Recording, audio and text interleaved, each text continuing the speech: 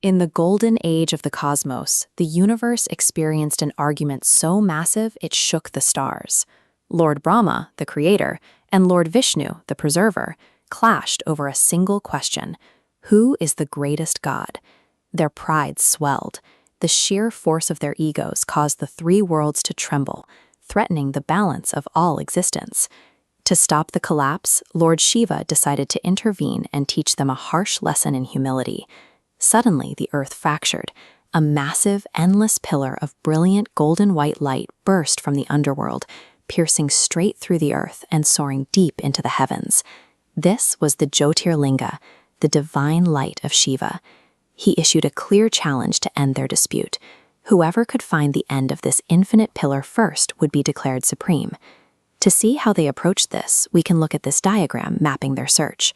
Brahma transformed into a swan to fly to the top of the pillar. Vishnu took the form of a wild boar to dig down to the bottom.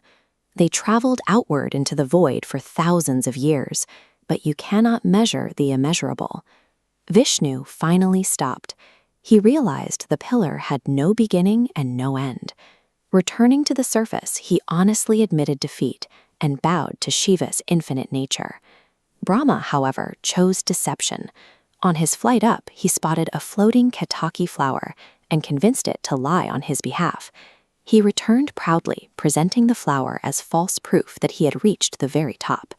Shiva sees everything. Furious at the deception, he cursed Brahma so that no one on earth would ever worship him. But he blessed Vishnu for his honesty. Accessing divine power requires absolute truth. With the cosmic order restored, Shiva's fury cooled. He turned his attention away from the gods and toward the struggles of humanity. This map illustrates his solution. To remove human sorrow, Shiva condensed his infinite, unmeasurable cosmic light into 12 accessible, physical pillars scattered across India.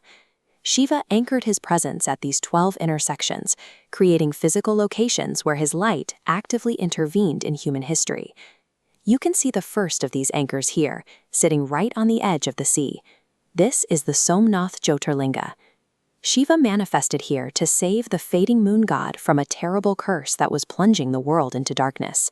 Further inland at Trimbakeshwar, sage Gautama was consumed by guilt over an accidental killing. Shiva appeared to bring the holy waters of the Godavari River down to earth, washing away the sage's sins. Shiva burst from the stone courtyard of Mahakaleshwar in Ujjain to protect his devotees.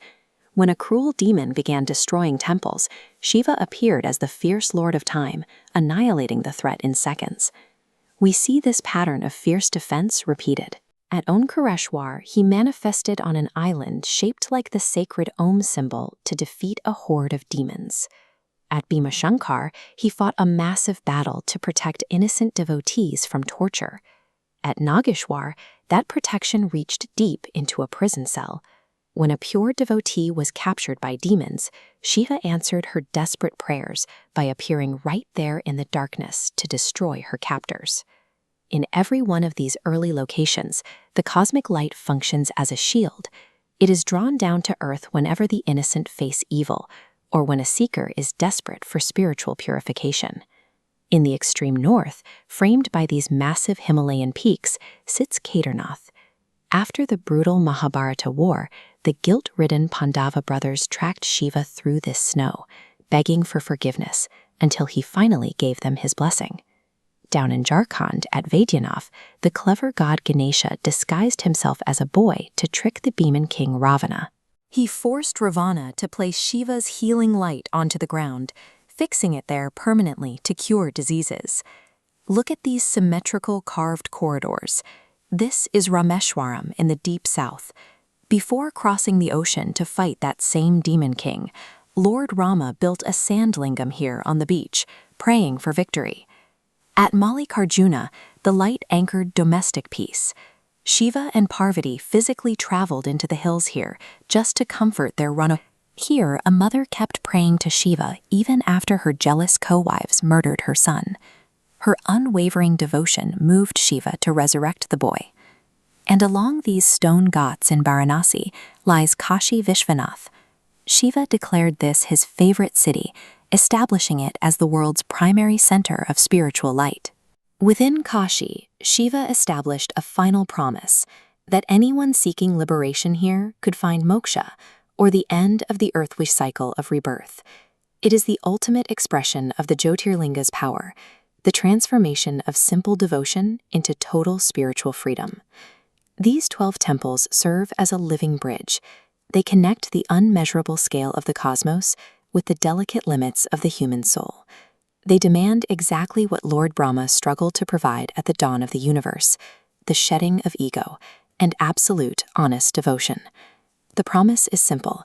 Anyone who makes the journey to these living pillars with a pure heart will receive peace, protection, and the chance for eternal liberation. The infinite pillar of light from the beginning of time never vanished. It remains scattered across the earth, waiting for humanity to seek it out.